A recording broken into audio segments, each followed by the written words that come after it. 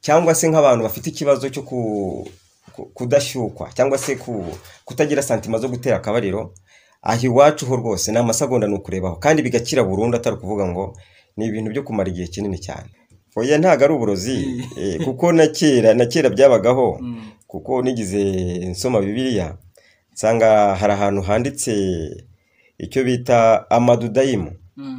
Hasi bagiye gusobanura baravuga ngo ni imbuto z'igiti umuntu yahaga undi zikamukundisha uwazimuhaye.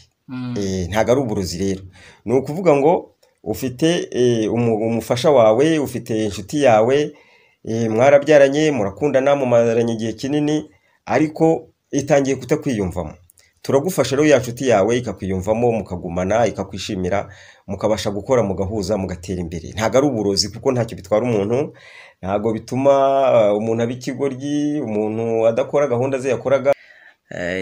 Ndabona utuntu turi imbere yanjye, uduhu, uduki, ibintu byose ndabona nta nyamaswa ntabona imbere yanjye hano rwose. Araza rero dusobanura tuvire imuza tubwire ibi bisimba cyangwa se izi nyamaswa, utu dufu mbona imbere yanjye icyo atumarisha. N'umuvuzi gakondo rero, kandi abavuzi gakondo kuva na kera bahoze ari bo bafashe iry'uburyo bagafatira igihugu uburyo, hariho n'abapfumu n'iki, mbese aratubwira ibintu byinshi kuko ashobora no kuba hari yaba ari umupfumu tu, araza kubitubwira byose. Ubwo rero nkaba ndi umuvuzi gakondo uvura indwara zitandukanye nyinshi.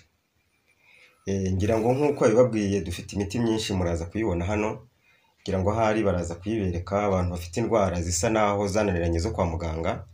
Hano dufite imiti myinshi yo kuzivura zigakira burundu, cyane cyane yaba ari abantu bafite abazimu, za nyabingi, amahembe, abantu bafite ibibazo by'imandwa zibatera, n'izindi nyinshi cyane zitandukanye. Iyo miti yose hano turayifite. Ntago ari ngombwa kuvuga ngo umuntu arajya mu rusengero, kujya kuba mu rusengero kugira ngo za nyabingi zamuvemo cyangwa se amahembe amuvemo. Iwacu hano turazivura mu gihe gitoya cyane kitarenze iminsi 3 kugeza ku minsi 7, niyo yaba ari amahembe cyangwa se za nyabingi zituruka mu miryango cyangwa se zo boherereza umuntu zikamuteza inyatsi, zikamubuza gusinzira, zikamubuza kuryama, ndetse n'ibindi byinshi, cyangwa se n'ibijyanye n'uruzingo, kwa kundi umuntu avuga ngo arakora ibintu ngo ntibigenda, ibintu bye byarazinzwe, imirimo yarazinzwe, kutabyara, ndetse n'ibindi byinshi cyane. Ngira ngo hari n'ibyo. Ngira ngo wenda muri make reka dusobanura abantu ugenda unabereka kuri kamera. Nagira ngo tubwire hano ndi kuhabona uruhu n'urw'uruziramire. Urwo ruhu n'urw'uruziramire, ni n'urw'inzoka, ngira ngo muri kurubona.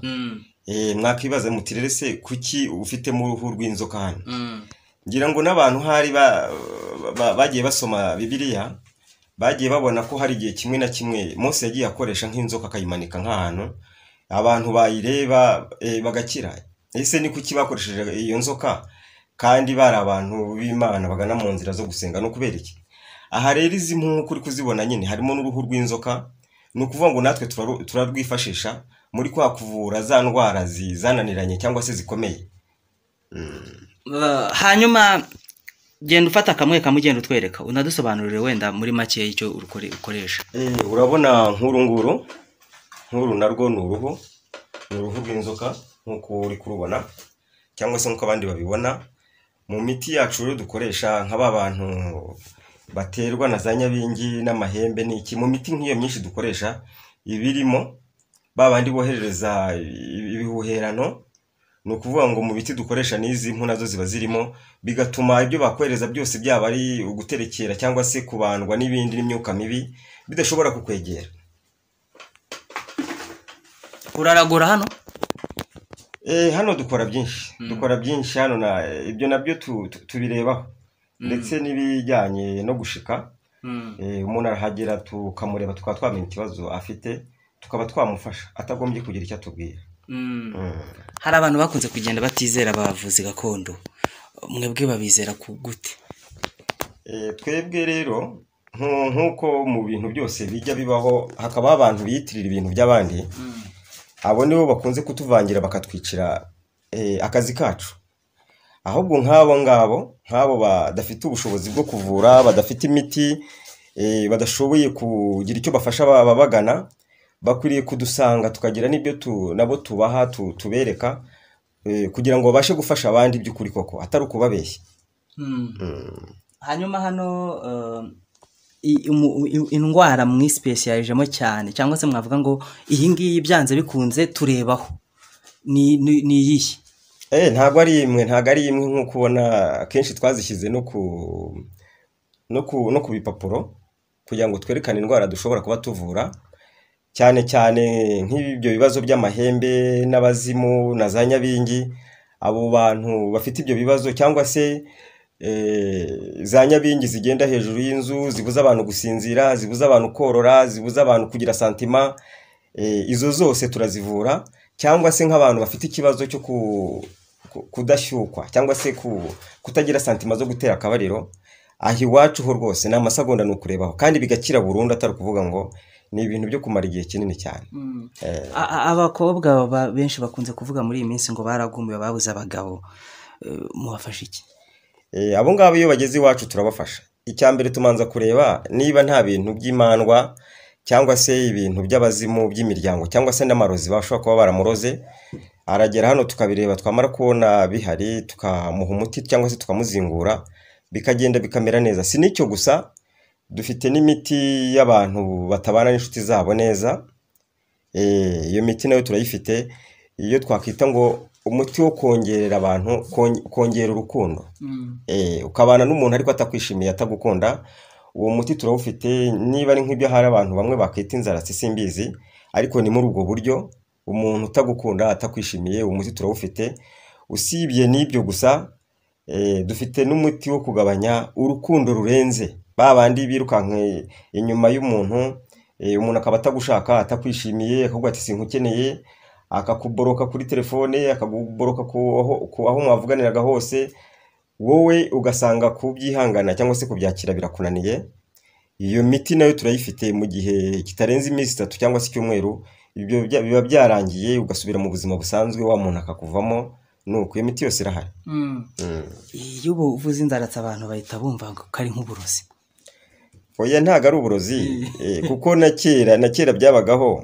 Kuko nigize nsoma Bibiliya, nsanga hari ahantu handitse icyo bita amadudayimu. Hasi bagiye gusobanura baravuga ngo ni imbuto z'igiti umuntu yahaga undi zikamukundisha uwazimuhaye. Ntago ari uburozi rero. Ni ukuvuga ngo ufite umufasha wawe, ufite inshuti yawe, mwarabyaranye, murakundana, mumaranye igihe kinini, ariko itangiye kutakwiyumvamo. Turagufasha rero ya nshuti yawe ikakwiyumvamo, mukagumana, ikakwishimira, mukabasha gukora, mugahuza, mugatera imbere. Ntago ari uburozi kuko ntacyo bitwara umuntu, ntago bituma umuntu aba ikigoryi, umuntu adakora gahunda ze yakoraga, nta kibazo kindi kiboneka muri ibyo ngibyo. Umuntu rero yahita yibaza ati aba bantu umuntu yabakura hehe? Wenda si abantu bibera hari abantu bakunze kuvuga ngo mu Gisaka, ubusanzwe mukorera hehe?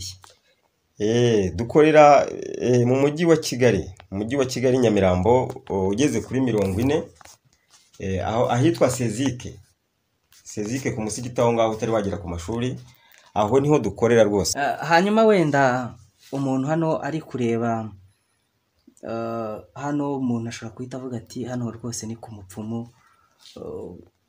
Watubwiye ko unashika byumvikane ko unavugisha n'abazimu. Ntago ibyo ngibyo nk'uko nabikubwiye, ibyo nabyo turabikora ariko ari nijoro, kuko ntago tubikora ari ku manywa. Ni ukuvuga ngo wenda ushobora kuba ufite ikibazo wowe utazi ubwawe, utazi ibigutera aho bituruka, birara ku nzu yawe aho bituruka, cyangwa se bikurwanya aho bituruka ntuhazi. Icyo gihe uraza rwose tukagira icyo dukora, tukamenya aho icyo kibazo gituruka.